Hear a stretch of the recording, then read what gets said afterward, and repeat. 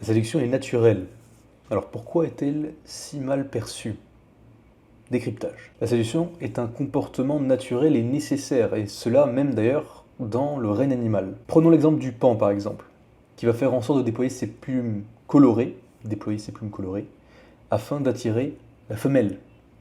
Une parade nuptiale qui, en tout et pour tout, a pour simple but de venir intéresser l'animal du sexe opposé pour faire en sorte d'obtenir donc l'opportunité sexuelle. Tout cela prouve donc que c'est un comportement qui est ancré dans la nature. Alors la question est la suivante, pourquoi maintenant, aujourd'hui au XXIe siècle, a-t-on tendance à démoniser la séduction? Ce qu'on va voir aujourd'hui, on va commencer par parler de la nature de la séduction, la nature et la séduction.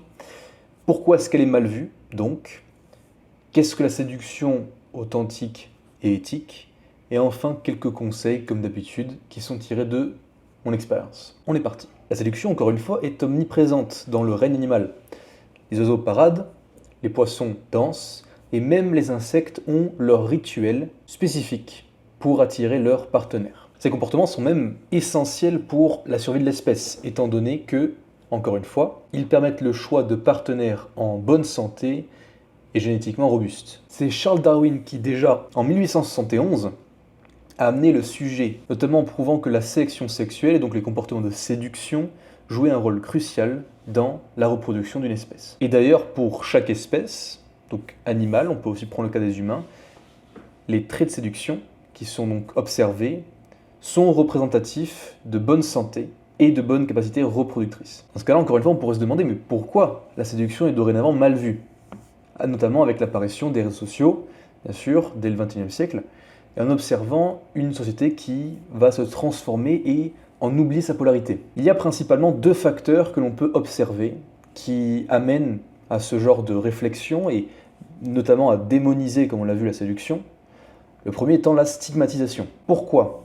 Parce que la séduction va avoir tendance à être associée à des comportements manipulateurs et immoraux. Les stéréotypes négatifs vont dépeindre les séducteurs comme des individus qui sont complètement intéressés et insincères, donc ils ne cherchent pas à être authentiques, mais simplement à atteindre leurs objectifs qui sont purement égoïstes. Deuxièmement, il y a la notion des abus de pouvoir. Les individus qui sont capables justement de compétences de séduction, qui utiliseraient ces compétences afin de manipuler, d'influencer les individus pour obtenir encore une fois ce qu'ils veulent, comme on l'a compris, et qui seraient à l'origine d'harcèlement ou de coercition. C'est Keltner, Grunfeld et Anderson qui déjà en 2003 ont mis en lumière, ont mis en évidence le fait que les comportements de séduction pouvaient amener à des déviances notamment où des abus de pouvoir pourraient avoir lieu, en faisant en sorte d'utiliser ces compétences à mauvais escient, en tout cas donc pas de manière éthique. Encore une fois, rien de nouveau sous le soleil, parce que de tout temps, les compétences de communication ont pu être utilisées à des fins éthiques, positives, donc sans vouloir impacter négativement ou alors égoïstement la société, ou alors à des fins négatives pour les personnes qui n'auraient pas de scrupules, bien sûr. Et à cela, je rajouterai que l'on peut observer que chez les principaux détracteurs de la séduction, on retrouve des femmes qui vont se faire détractrices de la séduction masculine, donc des hommes qui veulent séduire, là où on peut observer justement des comportements de séduction bien plus forts et subtils du côté des femmes.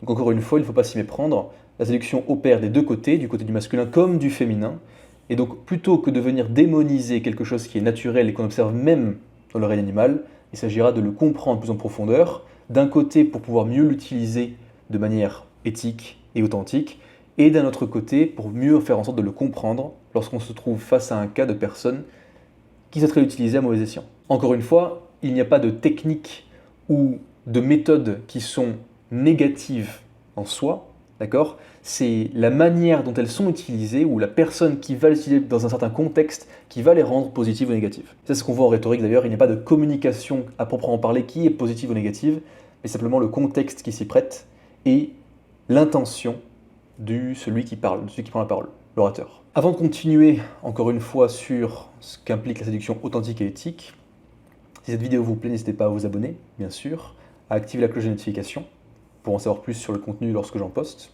même si c'est tous les jours. Likez bien sûr cette vidéo, et si vous connaissez quelqu'un qui serait intéressé par le contenu que je partage, ce dont je discute, psychologie comportementale, cognitive, relations hommes-femmes, n'hésitez pas à de partager cette vidéo, donc, ou ma chaîne YouTube. Encore une fois, le savoir, le pouvoir. Le fait de partager ça, ça a une valeur qui est illimitée et ça fera plaisir à votre personne, amis, famille, partenaire. Ça vous fera plaisir aussi de faire plaisir et ça me fera plaisir de savoir que mon contenu peut servir à d'autres personnes. Si vous voulez aller plus loin, 2 options comme toujours. Le canal Telegram, dans les dans la description, dont je parle, ou dans lequel je parle en tout cas des relations hommes-femmes beaucoup plus en profondeur, avec des articles, des vidéos exclusives, des analyses de rendez-vous, etc., etc. Ou alors, si vous avez une problématique qui est plus spécifique, dans ce cas, n'hésitez pas à venir prendre un rendez-vous directement dans le lien dans la description, encore une fois, pour faire en sorte qu'on puisse en discuter lors d'une heure de consultation. Quoi qu'il en soit, merci pour votre soutien. On continue. On va faire un bref état de fait de ce qu'est la séduction respectueuse et authentique. D'accord ? Même si d'office, je pars du principe que tant que l'intention est bonne et qu'on cherche à accorder quelque chose de positif à la personne en face de nous, ça reste de l'influence donc positive. Si jamais c'est purement égoïste, dans ce cas ça devient négatif. Mais on va pouvoir différencier, ou alors on veut dire comprendre 2 grands traits qui vont permettre de définir ce qu'est la séduction respectueuse et authentique. Vous avez pu le comprendre, d'un côté l'authenticité, de l'autre le respect. Par rapport à l'authenticité, il y a tout un sujet qui vaut le coup, qui vaut la peine d'être discuté, dont on reparlera dans une autre vidéo. Pour être authentique, il faut se connaître. Pour se connaître, il faut prendre le temps de se poser des questions. Donc plutôt que de dire « ça ne sert à rien de séduire, il faut juste être soi-même », apprenons à nous comprendre, à nous connaître, et ensuite nous pourrons faire en sorte d'être authentiques. Sans quoi nous ne sommes personne. En tout cas, nous ne pouvons pas affirmer être authentiques si nous ne nous connaissons pas. Voilà. Il s'agirait simplement d'être aveugle et d'essayer de marcher dans la jungle. Ça n'a pas de sens. Donc, d'un côté, authentique quoi qu'il en soit, une fois qu'on s'est compris, qu'on s'est appris, disons, et qu'on se fait confiance. Et dans un second temps, il s'agirait d'être respectueux, bien sûr. Respectueux, ça implique quoi? Ça implique de toujours amener les choses avec politesse et tact, d'accord? Vous pouvez le voir dans mes vidéos, j'essaie de toujours discuter de tous les sujets sans employer de mots grossiers, parce que je n'apprécie pas ça. Je ne parlerai pas, par exemple, de sexe, mais plus d'expérience charnelle, un exemple concret. Donc il s'agira de faire preuve de ce qu'on pourrait considérer comme de la bienséance, encore une fois. Il y a des manières d'amener les choses, et sans forcément avoir besoin de tourner autour du pot, on peut faire en sorte d'être respectueux dans notre communication, et donc éviter qu'il y ait des choses qui soient dites à tort et à travers. Voyez ? Donc, prenez le contrôle de votre communication, travaillez votre langage verbal, paraverbal et non verbal pour être réellement respectueux et amener la conversation là où vous le souhaitez. Et à de meilleurs niveaux, bien sûr, en tout cas jusqu'à un niveau de vulnérabilité.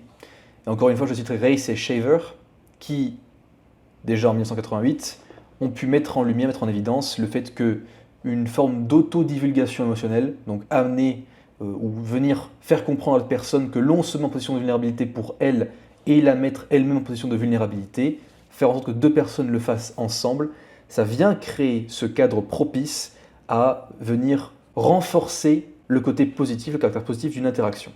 Donc extrêmement pertinent. Maintenant passons aux conseils que j'ai pu observer, que j'ai pu pratiquer bien sûr, qui m'ont été grandement utiles. 4 conseils, comme d'habitude, j'essaie de toujours le mettre au nombre de 4, qui est un bon chiffre. Premièrement, c'est par moment, faites en sorte de vous intéresser véritablement à la personne.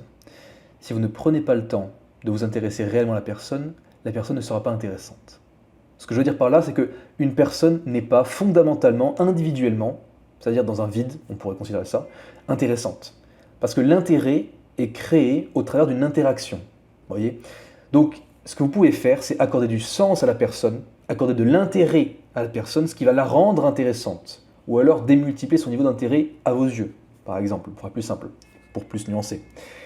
Quoi qu'il en soit, si vous ne le faites pas, alors ne pensez pas qu'il sera possible que cette personne devienne intéressante par la suite, parce que si dès le début vous ne vous intéressez pas à elle, elle ne le deviendra pas. Donc tout part de nous.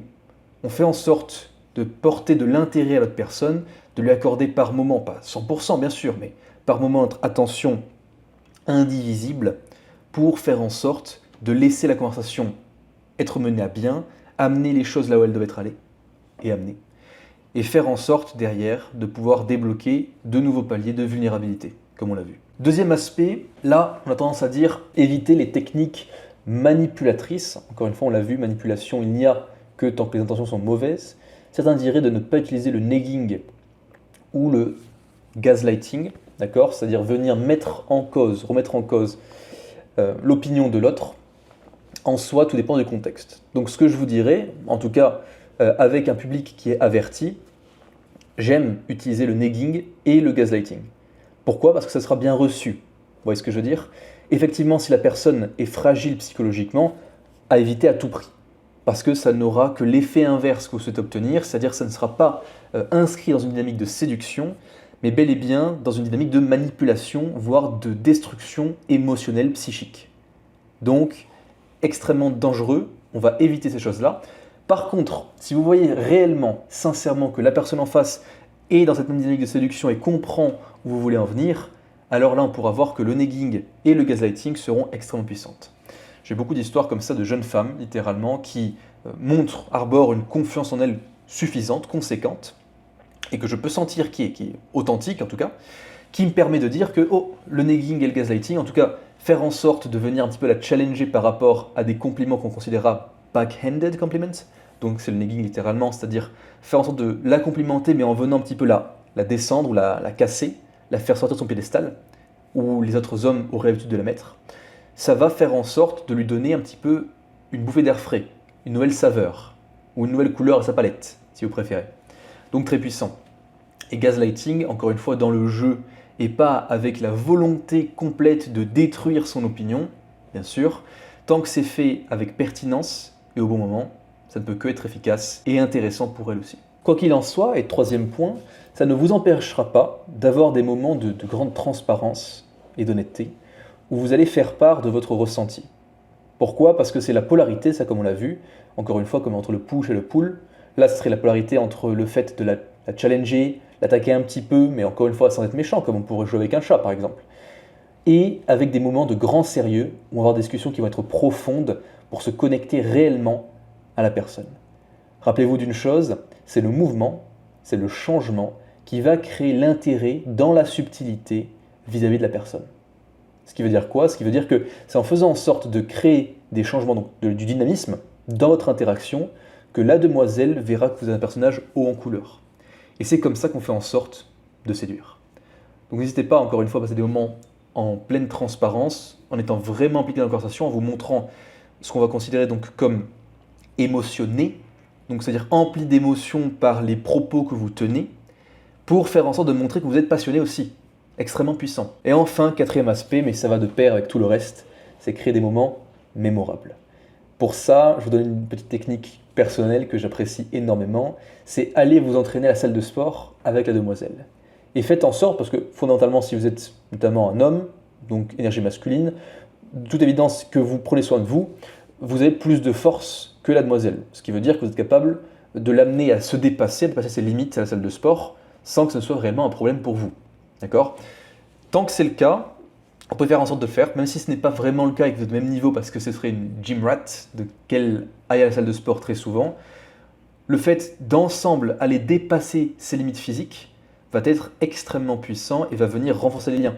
Vous n'allez pas forcément beaucoup parler sur le moment, mais le fait de venir ensemble se rendre vulnérable physiquement en venant dépasser ses limites va renforcer le lien et être extrêmement puissant. En combo, ce que j'aime beaucoup faire avec ça, c'est aller au sauna. Parce que le sauna, c'est un moment où on peut parler, justement, plutôt que la salle de sport, mais qui va être extrêmement challengeant physiquement, mais qui est à la portée de tous, voyez, et venir la motiver à aller plus loin, plus loin, plus loin. Et c'est un très bon challenge pour vous aussi. Donc, extrêmement puissant, je vous les donne, ces cadeaux.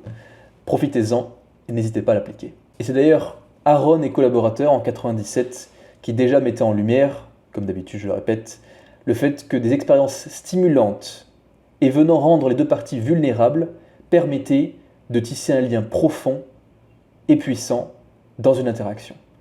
Donc rappelez-vous, si vous voulez faire en sorte de créer du lien avec une personne et de la séduire, on pourrait dire, au naturel, sans forcer les choses, il s'agira de créer des moments, des expériences où vous serez tous les deux stimulés et challengés, donc ce qu'on considérera être un fun de type 2.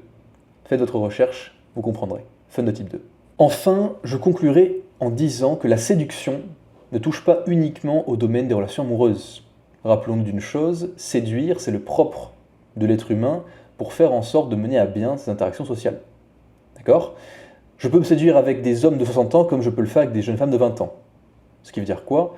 Que dans notre communication, on va se montrer avenant, bienveillant, compréhensif, empathique pour faire en sorte de mettre à l'aise l'autre personne et de venir augmenter son capital de bonne volonté à notre égard.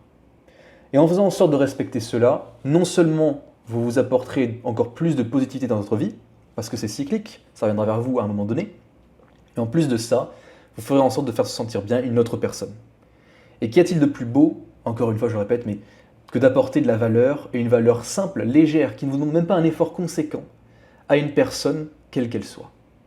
À mon sens, il n'y en a pas. Maintenant, l'heure est venue aux questions. À votre avis, comment pouvez-vous appliquer ces principes, et ce que j'ai évoqué dans cette vidéo principalement, afin de rendre vos relations plus enrichissantes? Autre point, quelle technique de séduction respectueuse êtes-vous prêt à mettre en place dans votre quotidien? N'hésitez pas à m'en faire part en commentaire, ça me fera toujours plaisir. Je reprends du service, on va répondre beaucoup plus à ce que vous me dites.